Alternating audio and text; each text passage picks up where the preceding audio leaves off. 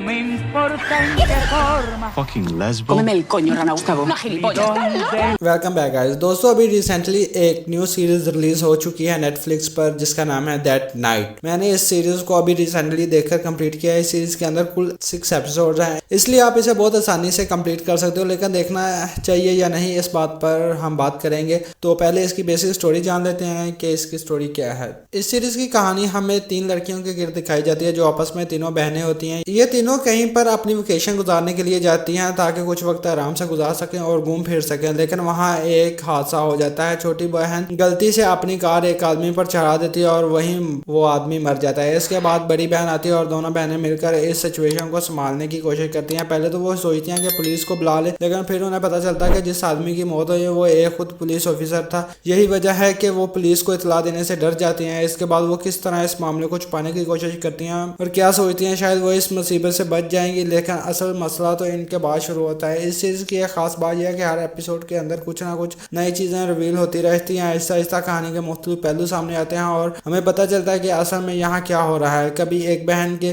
Perspective से कहानी दिखाई जाती है और कभी दूसरी बहन के। इसी तरह जैसे जैसे स्टोरी आगे बढ़ती जाती है वैसे वैसे रिवीलेशंस भी होती रहती हैं, जिसकी वजह से हमें बार बार हैरानी होती रहती है कि असल हकीकत क्या थी। लेकिन एक और बात यह है कि ये एक स्पेनिश सीरीज है, इसलिए अगर आप इसे देखने का सोच रहे हैं तो बेहतर यह है कि इसे फैमिली के साथ ना देखें। वैसे तो बहुत ज्यादा सीन्स नहीं है, लेकिन कुछ सीन ऐसे जरूर हैं जो फैमिली के साथ देखने के लिए मुनासिब नहीं है। अगर इस सीरीज के पॉजिटिव की बात करें तो इसका स्ट्रॉन्ग सस्पेंस काफी अच्छा रखा गया है। जैसा कि मैंने बताया कि एपिसोड्स के अंदर कुछ ना कुछ नया रिवील होता है। इसके साथ साथ सीरीज साइकोलॉजिकल ड्रामा भी अच्छे से दिखाया गया है। इसमें आपको इन लड़कियों के पास्ट टर्म्स भी देखने को मिलते हैं, यानी इसके बचपन में कुछ ऐसी चीजें होती हैं जो आज भी इनकी जिंदगी को मुतासर कर रही हैं। इसके साथ साथ सीरीज में लॉयल्टी, फैमिली, गिल्ट और नॉर्मल चॉइसेस जैसे मौजूदात पर भी फोकस किया गया है। लेकिन अगर नेगेटिव पॉइंट्स की बात करें तो सबसे बड़ा इसकी स्टोरी है। कहानी अच्छी तो है लेकिन ज्यादा एंगेजिंग नहीं है, जिसकी वजह से कई जगहों पर आप बोर महसूस कर सकते हैं। इसके साथ साथ कैरेक्टर डेप्थ भी बहुत ज्यादा मजबूत नहीं, आप किसी कैरेक्टर के साथ कनेक्शन महसूस नहीं कर पाते। हालांकि हर एपिसोड के अंदर कुछ ट्विस्ट एंड टर्न्स जरूर आते हैं, लेकिन वो इतने ज्यादा एक्साइटिंग नहीं लगते। अक्सर एपिसोड किसी बड़े क्लिफहैंगर पर भी खत्म नहीं किए गए, जिसकी वजह से अगला एपिसोड फौरन देखने का खास मोटिव पैदा हो सके। इस तरह सीरीज में बाज़ जगहों पर भी किरदार जिस तरह सिचुएशन को हैंडल करते हैं वो थोड़ा